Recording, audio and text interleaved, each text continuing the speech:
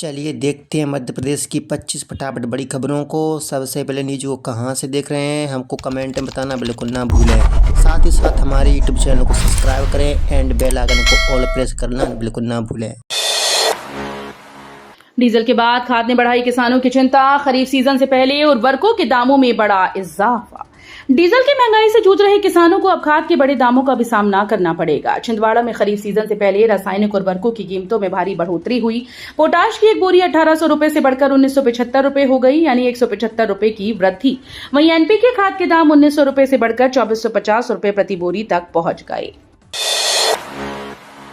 High court की हरी झंडी। MPPSC assistant professor परीक्षा का रिजल्ट होगा जारी। मध्य प्रदेश हाईकोर्ट ने एमपीपीएससी को असिस्टेंट प्रोफेसर कंप्यूटर विज्ञान भर्ती परीक्षा 2024 का परिणाम घोषित करने की सशर्त अनुमति दी। जबलपुर हाईकोर्ट की युगलपीठ ने सुनवाई के दौरान कहा कि भर्ती प्रक्रिया जारी रह सकती है, लेकिन इसे अंतिम न्यायिक निर्णय के अधीन रखा जाएगा। अदालत ने भर्ती प्रक्रिया को चुनौती देने वाली याचिकाकर्ताओं के परिणाम सीलबंद लिफाफे में सुरक्षित रखने के निर्देश दिए। ऐसे में परीक्षा परिणाम जारी होने का रास्ता साफ हो गया, जबकि मामले की सुनवाई और अंतिम फैसला भी बाकी है। सरकारी अस्पतालों में मिलेगा हाईटेक नेत्र उपचार, मुफ्त में मिलेंगी प्राइवेट हॉस्पिटल्स जैसी सुविधाएं। मध्य प्रदेश के जिला और सिविल अस्पतालों में अब आंखों के इलाज की सुविधाएं और आधुनिक होनी जा रही हैं। सरकार ने निजी अस्पतालों की तर्ज पर हाईटेक नेत्र जांच और ऑपरेशन की व्यवस्था शुरू करने की तैयारी पूरी कर ली। इसके तहत अत्याधुनिक मशीन सरकारी अस्पतालों में उपलब्ध कराई जाएंगी, जिससे मरीजों को महंगे निजी अस्पतालों का रुख नहीं करना होगा। खासतौर पर डायबिटीज मरीजों की आंखों की सुरक्षा के लिए 51 AI आधारित फंडस कैमरे लगाए जाएंगे। इंदौर उज्जैन नई सड़क परियोजना पर ब्रेक। सरकार ने 150 करोड़ का प्रस्ताव लौटाया। इंदौर और उज्जैन को जोड़ने वाली प्रस्तावित 40 किलोमीटर लंबी भांग्या शकरखेड़ी सड़क परियोजना फिलहाल अटक गई है। करीब 150 करोड़ रुपए की लागत वाले इस प्रोजेक्ट का प्रस्ताव राज्य सरकार ने पुनः परीक्षण के लिए लोक निर्माण विभाग को वापस भेज दिया। सरकार ने सवाल उठाया कि जब इंदौर उज्जैन 6 लेन हाईवे का उन्नयन चल रहा है और इंदौर देवास उज्जैन मार्ग पहले से उपलब्ध है, तो तीसरे मार्ग की आवश्यकता क्या है। 20 साल बाद टूटा अतिक्रमण। भोपाल की 100 कॉलोनीज की कनेक्टिविटी होगी आसान। भोपाल में लंबे समय से अटकी एक बड़ी कनेक्टिविटी परियोजना का रास्ता साफ हो गया। जिला प्रशासन और नगर निगम ने संयुक्त कार्रवाई करते हुए पिपलानी लेबर कॉलोनी क्षेत्र में करीब 44,000 वर्ग फीट सरकारी जमीन से अतिक्रमण हटा दिया। इस जमीन पर पिछले 20 वर्षों से रहवासी और व्यावसायिक कब्जे थे। कार्रवाई के बाद अयोध्या बाईपास 4 लेन को पिपलानी मेन रोड से जोड़ने का मार्ग खुल गया है। एमपी में कैंसर मरीजों को बड़ी राहत। मेडिकल कॉलेजेस में मिलेगी टाटा मेमोरियल जैसी सुविधाएं। मध्य प्रदेश में कैंसर मरीजों के इलाज को और बेहतर बनाने की दिशा में बड़ा कदम उठाया जा रहा है। प्रदेश के मेडिकल कॉलेजेस में देश के प्रतिष्ठित कैंसर संस्थान टाटा मेमोरियल जैसी सुविधाएं विकसित की जाएंगी। इसके तहत कैंसर की जांच और उपचार के लिए अत्याधुनिक मशीन उपलब्ध कराई जाएंगी। साथ ही एम्स में भी कैंसर उपचार सेवाओं को अपग्रेड किया जाएगा। उप मुख्यमंत्री और स्वास्थ्य मंत्री राजेंद्र शुक्ल ने कहा कि विशेषज्ञ डॉक्टर्स को टाटा मेमोरियल में प्रशिक्षण भी दिया जाएगा। बिजली कंपनीज में 50,000 पदों पर भर्ती की तैयारी। मोहन सरकार का बड़ा ऐलान। मध्य प्रदेश में रोजगार के नए अवसर खुलने जा रहे हैं। मोहन सरकार ने बिजली कंपनीज में करीब 50,000 नए पदों पर भर्ती प्रक्रिया तेज करने का फैसला किया। ये भर्तियां वर्ष 2025 में स्वीकृत पदों के साथ साथ सेवानिवृत्ति के कारण खाली हो रहे पदों पर भी की जाएंगी। सरकार ने मध्य प्रदेश विद्युत नियामक आयोग में नए चेयरमैन की नियुक्ति प्रक्रिया भी शुरू कर दी। बीते 1 वर्ष में 2000 से अधिक पदों पर भर्ती पूरी हो चुकी है। इस कदम से प्रदेश के करीब 2.25 करोड़ बिजली उपभोक्ताओं को बेहतर सेवाएं मिलने की उम्मीद है। मध्य प्रदेश में कोचिंग संस्थानों पर लगेगी लगाम। सरकार ला रही सख्त कानून। मध्य प्रदेश सरकार प्रदेश में संचालित कोचिंग संस्थानों को कानून के दायरे में लाने की तैयारी में है। बढ़ती संख्या और मनमानी पर रोक लगाने के लिए जल्द ही नया अधिनियम लाया जाएगा। प्रस्तावित कानून के तहत सभी कोचिंग संस्थानों का रजिस्ट्रेशन अनिवार्य होगा। साथ ही कक्षाओं में छात्रों की संख्या और अन्य व्यवस्थाओं के लिए भी नियम तय किए जा सकते हैं। बताया जा रहा है कि ये कदम सर्वोच्च न्यायालय के निर्देशों के बाद उठाया जा रहा है। बालाघाट में अवैध खनन पर प्रशासन का बड़ा प्रहार। 13 लोगों पर 5 करोड़ का जुर्माना। बालाघाट में अवैध खनन के खिलाफ प्रशासन ने बड़ी कार्रवाई करते हुए खनन माफियाओं की मुश्किलें बढ़ा दी। बेहर तहसील के ग्राम गोहारा में निजी भूमि से बिना वैधानिक अनुमति मिट्टी और मुरुम का अवैध उत्खनन व परिवहन करने के आरोप में 13 लोगों पर कुल 4 करोड़ 99,06,000 रुपए का जुर्माना लगाया गया।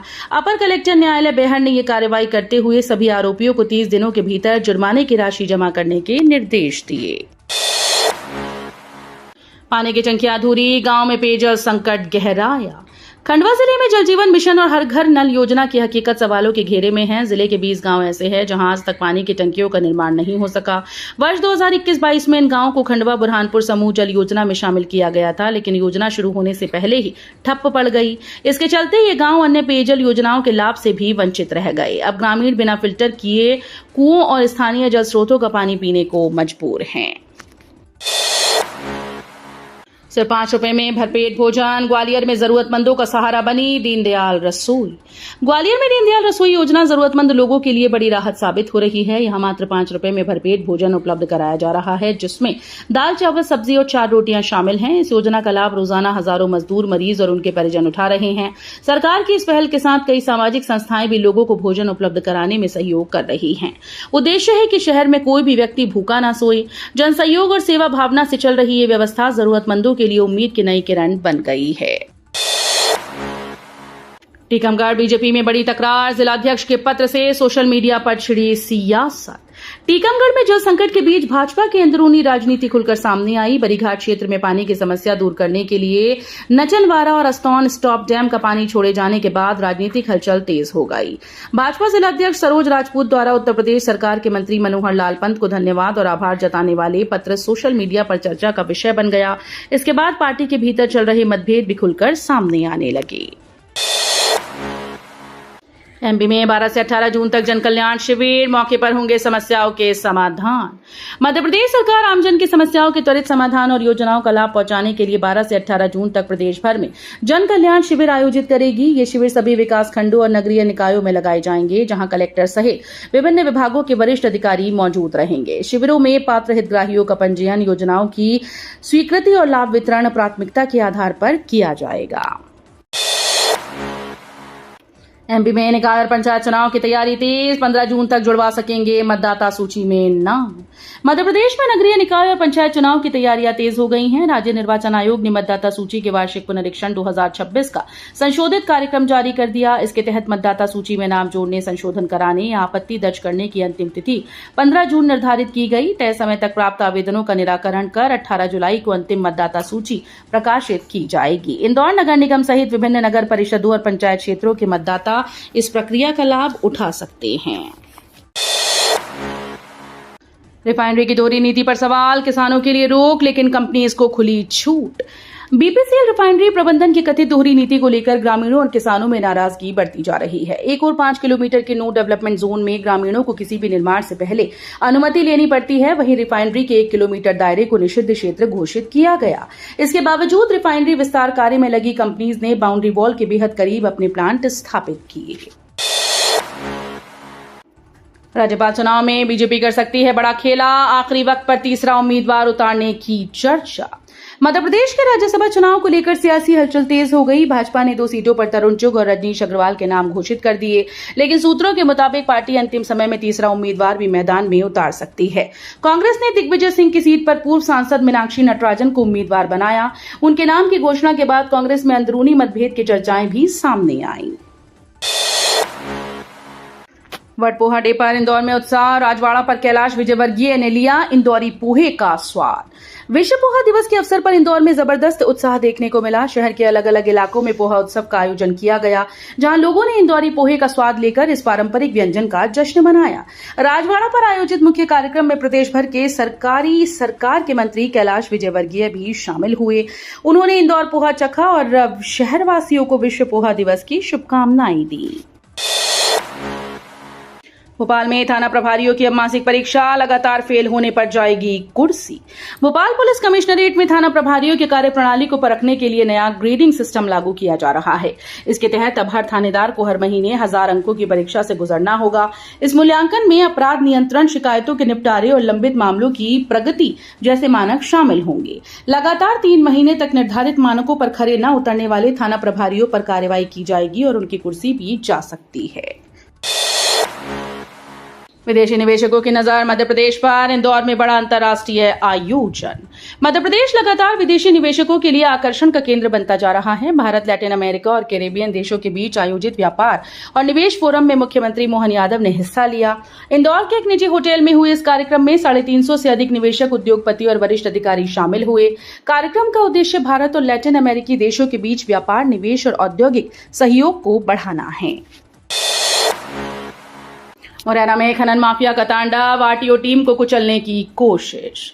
मुरैना के चंबल क्षेत्र में खनन माफियाओं की दबंगई का चौंकाने वाला मामला सामने आया। सिविल लाइन थाना क्षेत्र में बिना नंबर प्लेट वाले वाहनों की जांच कर रही आरटीओ टीम पर एक ट्रैक्टर ट्रॉली चालक ने वाहन चढ़ाने की कोशिश की।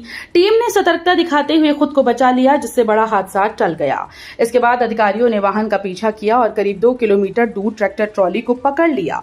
हालांकि चालक मौके से फरार हो गया। एमपी में मौसम का डबल अटैक, 35 जिलों में आंधी बारिश का अलर्ट, कई इलाकों में लू का कहर। मध्य प्रदेश में मौसम ने दोहरा रूप दिखाना शुरू कर दिया। एक ओर कई जिलों में प्री मानसूनी गतिविधियों के चलते तेज आंधी और बारिश का दौर जारी है, तो दूसरी ओर कई क्षेत्रों में भीषण गर्मी और लू लोगों को परेशान कर रही है। मौसम विभाग ने प्रदेश के 35 जिलों में आंधी, बारिश और बिजली गिरने का अलर्ट जारी किया। हालांकि मानसून को लेकर राहत भरी खबर है। मौसम विभाग के अनुसार इस बार दक्षिण पश्चिम मानसून तेजी से आगे बढ़ रहा है।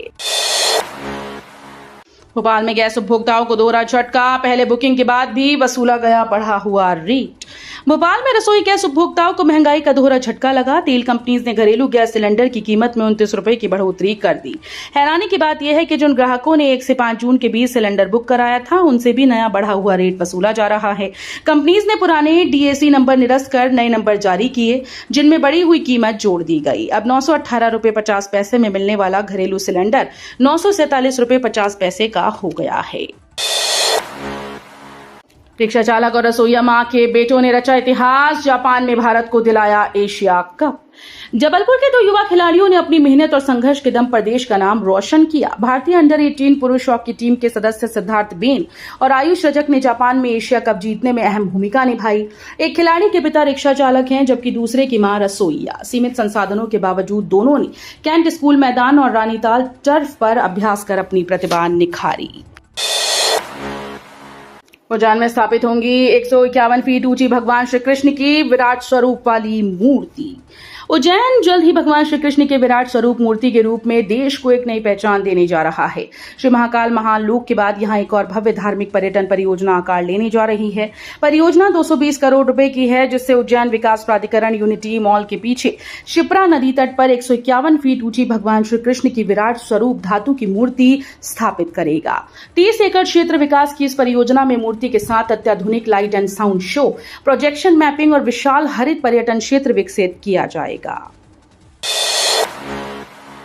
ग्वालियर में मानसून तय करेगा धान का रकबा, कम वर्षा हुई तो बढ़ेंगी दलहनी फसलें। ग्वालियर जिले में इस बार धान की बुआई का रकबा मानसून की वर्षा पर टिका हुआ है। यदि वर्षा कम होती है तो धान का रकबा घट जाएगा, यदि अच्छी होती है तो रकबा पिछले साल से अधिक होगा। हालांकि कृषि विभाग ने 95,000 हेक्टेयर में धान की बुआई का लक्ष्य रखा। पिछले साल विभाग ने लक्ष्य तो 85,000 हेक्टेयर का रखा था, लेकिन वर्षा अधिक होने से जिले में 1,35,000 हेक्टेयर में धान बोया गया था, यानी लक्ष्य से 50,000 हेक्टेयर बढ़ गया था। वीडियो अच्छी लगी तो वीडियो करिए लाइक एंड चैनल को सब्सक्राइब कर बेल आइकन को और प्रेस कर लीजिएगा।